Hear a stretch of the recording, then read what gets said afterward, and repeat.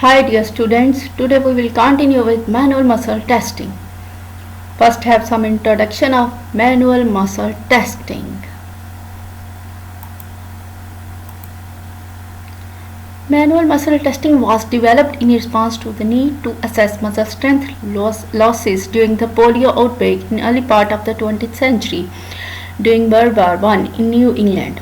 Today, manual muscle testing remains the mainstay of the muscular assessment in the medical community, including the physical therapy and the medical schools. Florence Kendall, along with her husband Henry Otis Kendall, refined testing precision in 1940s.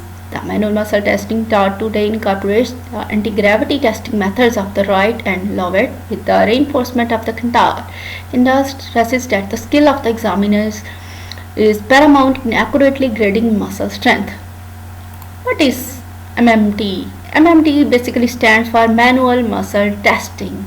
So basically manual muscle testing is the most vital part of the motor assessment performed in medical examination. Manual muscle testing is a procedure for the evaluation of the strength of the individual muscle or muscle groups based upon the effective performance of a movement in relation to the forces of gravity or manual resistance to the available range of motion. That is, how effectively a muscle is working or muscle strength or power assessment using manual or hand techniques. This is definition. That is, manual muscle testing is what is manual muscle testing? It is a procedure for the evaluation of the strength of the individual muscle or muscle groups based on the effective performance of a movement in relation to the force of gravity or manual resistance to the available range of motion. What is the purpose of muscle testing? Basically, it is used to provide information that may be of assistance to a member of the health professionals in differential diagnosis, treatment planning and prognosis. To assess muscle strength, therapists must have a sound knowledge of anatomy and surface anatomy.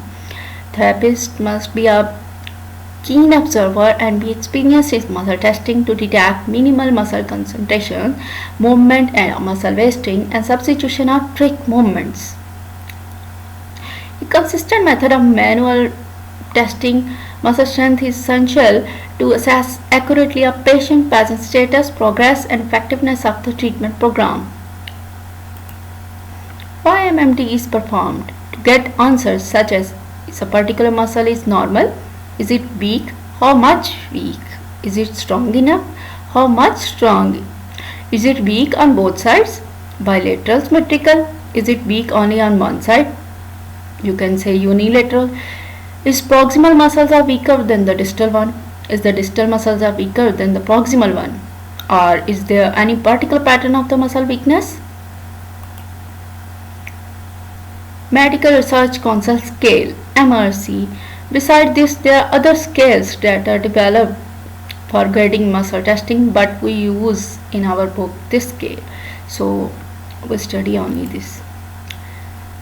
Grades for manual muscle testing are recorded as numerical scores ranging from 0, which represents no activity, to 5, which represents a normal or best possible response to the test, or as great a response as can be evaluated by manual muscle test, because the test is based on tests of the motions rather than tests of individual muscles.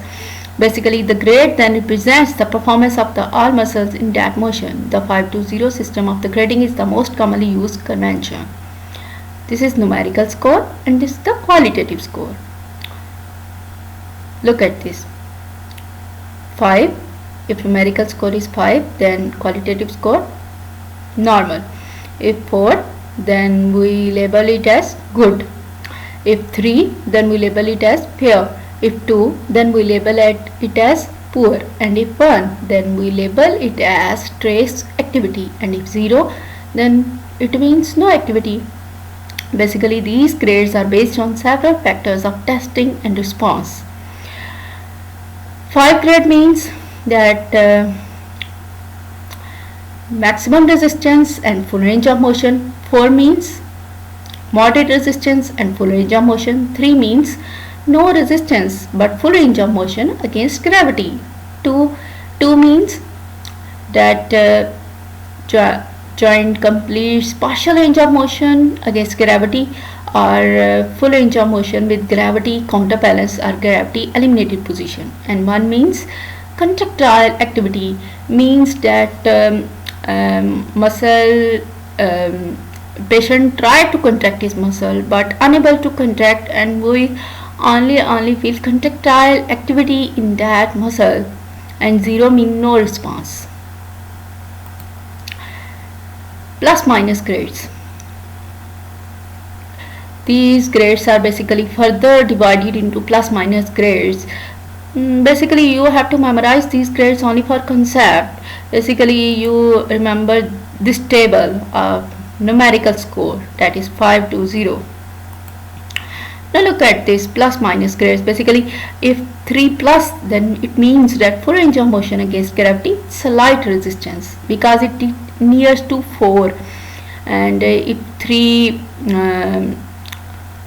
only 3, then it means full range of motion against gravity, and if 3 minus, then it means movement is greater than half but less than the full range of motion but against gravity. There are basically two test procedures that we use in muscle testing. Now look at these test procedure: brake test and then active resistance test. Manual resistance is applied to a limb or other body part in brake test after it has been completed its range of movement, after it has been placed at end range by the examiner. Basically the term resistance is always used to denote a force that acts in opposition to a contracting muscles. Manual muscle testing should always be applied in the direction of the line of pull of the participating muscle or muscles at the end of the available range or at a point in the range where the muscle is most challenged. Basically, patient is asked to hold the part at that point and not allow the examiner to break the hold with manual resistance. This is basically brake test. For example, a seated object is asked to flex the elbow to its end range. When that position is reached, the examiner applies resistance at the wrist, trying to force the elbow to break its hold and move downward into extension. This is called brake test, and it is the procedure most commonly used in manual muscle testing today.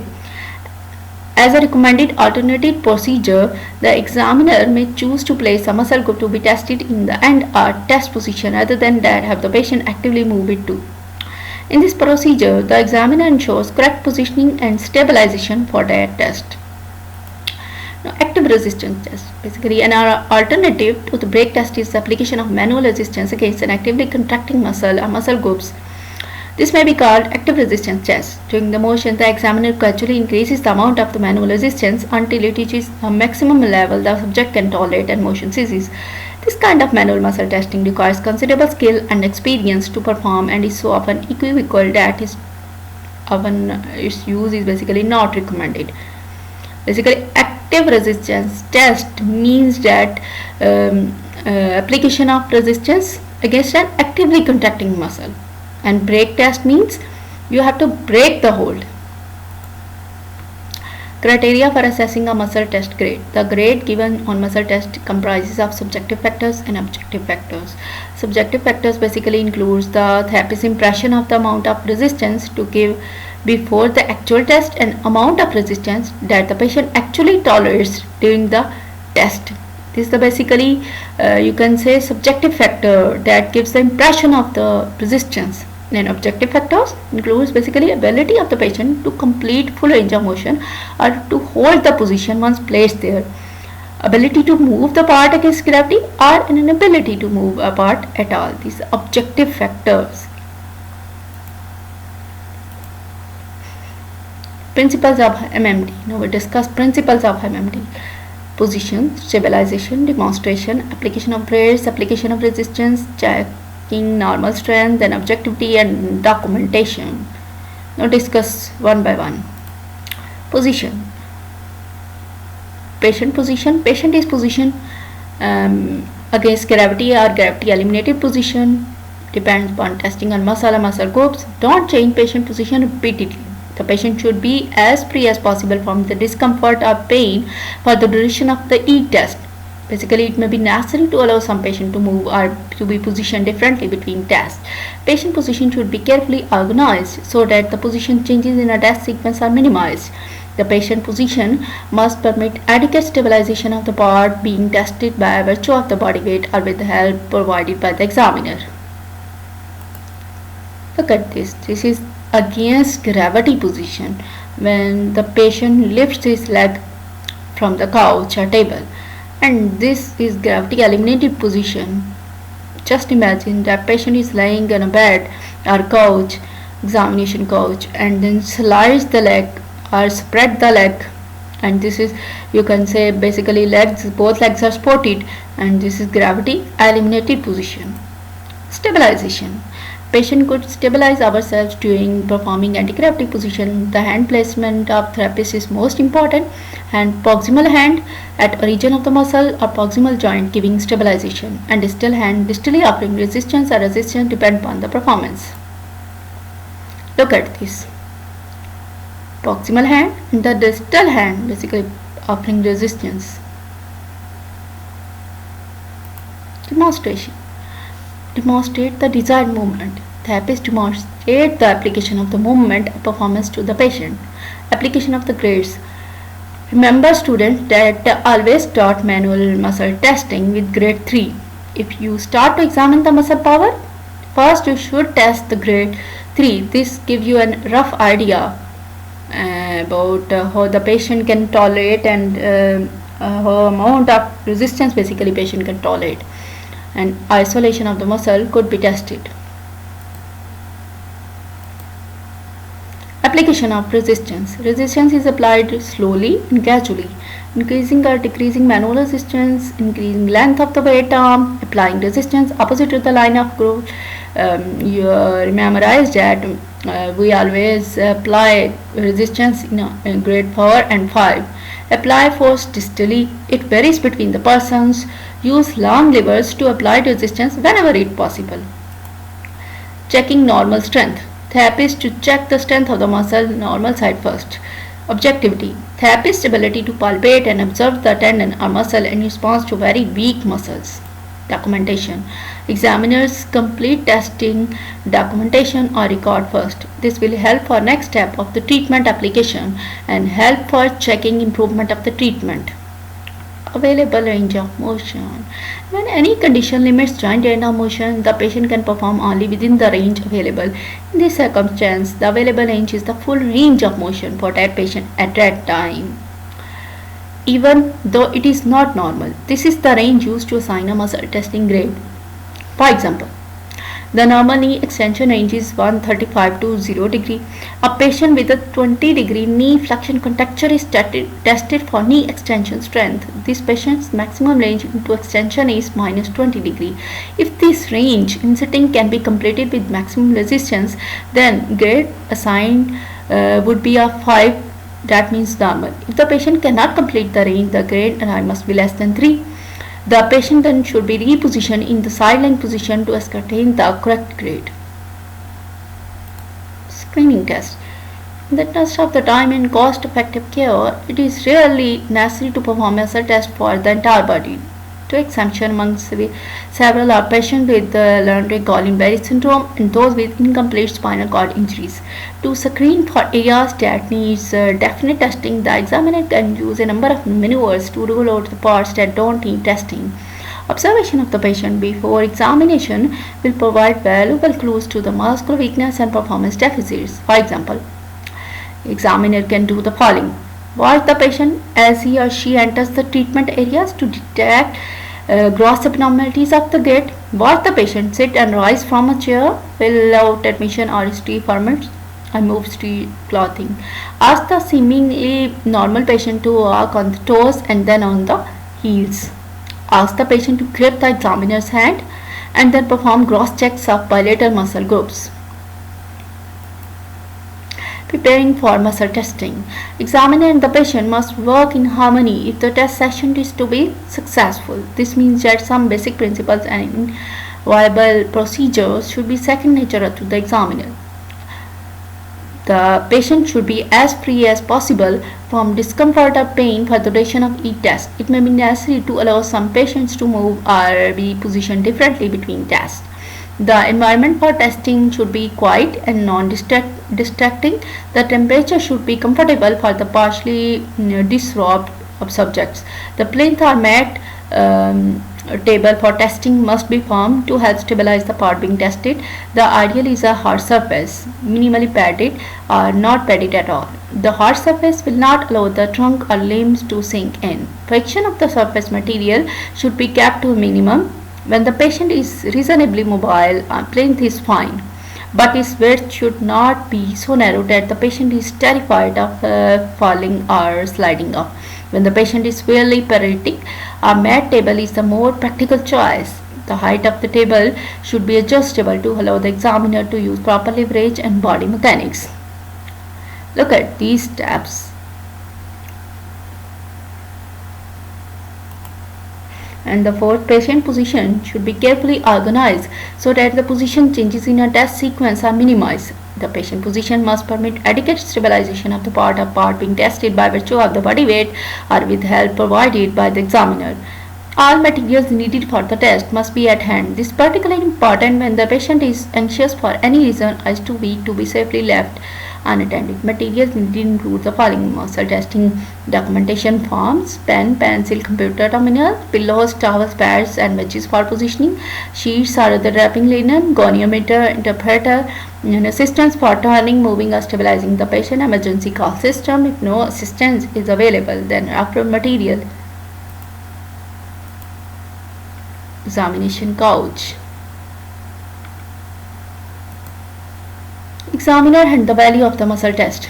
The knowledge and skill of the examiner determine the accuracy and defensibility of a manual muscle test. Specific aspects of these qualities include the following: knowledge of the location and anatomical features of the muscles in a test, knowledge of the direction of the muscle fibers and the line of the pull in each muscle, consistent use of a standardized method for each different test, considerable use of proper positioning and stabilization techniques for each test procedure, and ability to identify pattern of the substitution in a given test and how they can be detected based on a knowledge of which other muscles can be substituted for one being tested, ability to detect contractile activity during both contraction and relaxation, especially in minimally active muscle, and the sensitivity to differences in contour and bulk of the muscle is being tested in contrast to the contralateral side or to the normal expectations based on such things as body size, occupation or layer work,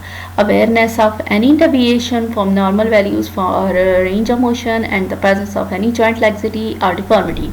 Understanding that muscle belly must not be grasped at any time during a manual muscle test except specifically to assess tenderness or pain and muscle mass. Ability to identify muscles with the same innervation which will ensure a comprehensive muscle evaluation and then accurately interpretation of the test results. Knowledge of the relationship of the diagnosis to the sequence and extent of the test.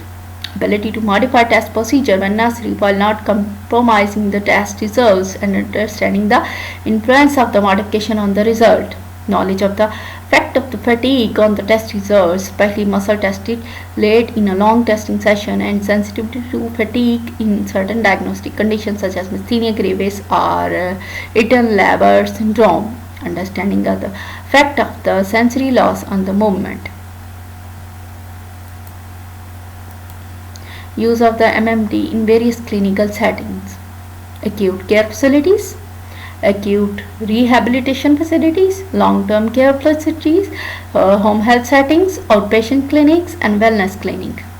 Acute care facilities in which patient stay in hospital in short period of time and then discharges. Acute rehabilitation facilities in which patient remains in hospital for rehabilitation services. Long-term care hospitals like for old peoples.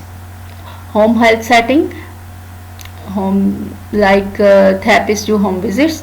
Outpatient clinics, patient regularly visit hospital on outpatient department. And wellness clinic, basically patient come to the wellness clinic for his health and fitness. Precautions during MMT. Consider contraindications, don't harm, be gentle. respect pain, know the available range of motion, follow the principles of procedure, take care of the patient comfort, and then record accurately. That is documentation. So students, practice and practice.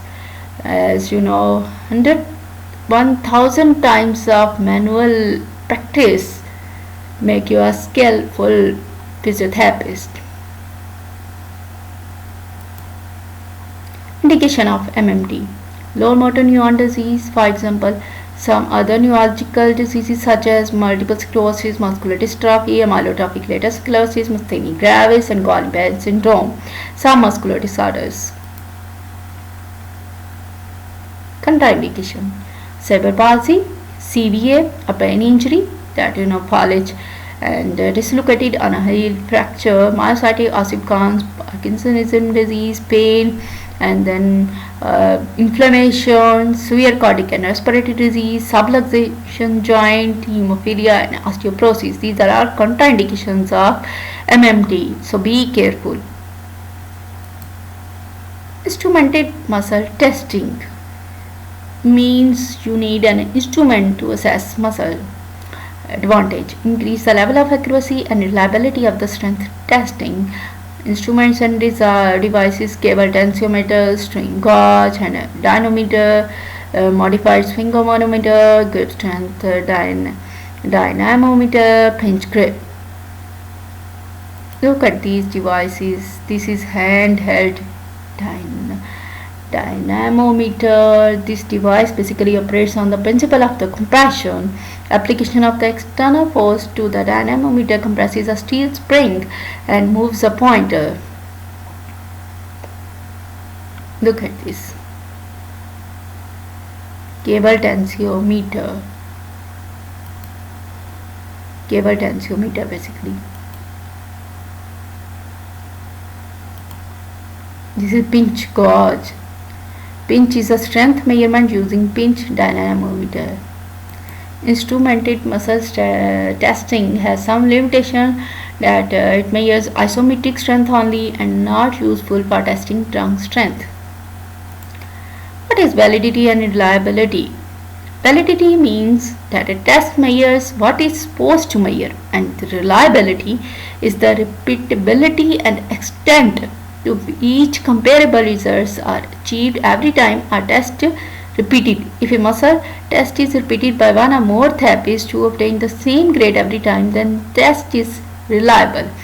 We can divide it in two types: inter-rater reliability and intra-rater reliability. Inter-rater reliability means that another person who performed the test should arrive at the same results to an acceptable extent, and intra-rater reliability means that one person should come up with the same results on each repetition of the test within the acceptable level. Okay. So what is validity? Validity means that a test measures what is supposed to measure, and reliability is the repeatability and extent to each comparable results are achieved at each time a test repeated. Now look at limitations of muscle testing. Obviously, manual muscle testing have some limitation because manual muscle testing has significant limitations. When it was first developed, majority of the patients seen by the physiotherapists are patients with polio. Today's trend is changed and therapists now sees hundreds of patient types. Population variation, like athletes, sedentary and aged adults, children occupy separate category. Obviously, objectivity, lack of objectivity because terms such as good and fair reduces objectivity. Further, validity and reliability. Get concerned to enhance reliability. Following step basically should be taken: proper positioning, adequate stabilization, and then observation of the manner the patient assumes test position, consistent timing, pressure and position, avoidance of the preconceived impressions regarding test outcome, and non-painful contacts. Sensitivity. MMT lacks sensitivity because it is relatively subjective, and sensitivity is the percentage of the people who test positive for disease that have that disease. Ceiling effect. MMT suffers from profound ceiling effect. One concern, mass changes in strength. Other concern, that lack of accuracy to identify impairments related to the function. What is ceiling effect? A ceiling effect is said to occur when a high proportion of the subjects in a study have maximum scores on the observable variable. Tester strength, variation in male and female strength. Now look up again that manual muscle testing has significant limitation, population variation, obviously objectivity, lack of objectivity, because we use the terms such as good and fair and validity, great concern, and if we enhance reliability, then we should take following steps: proper position the patient, provide adequate stabilization, then observe the manner the patient assumes in test position, then consistent timing, position, and avoidance of the preconceived impression regarding test procedures. Obviously lacks sensitivity because it is relative subjective, and ceiling effect one concern because it masks changes in strength, lack of accuracy, and variation in male and female strength. Thank you. Hopefully you all like it very much. Thank you again.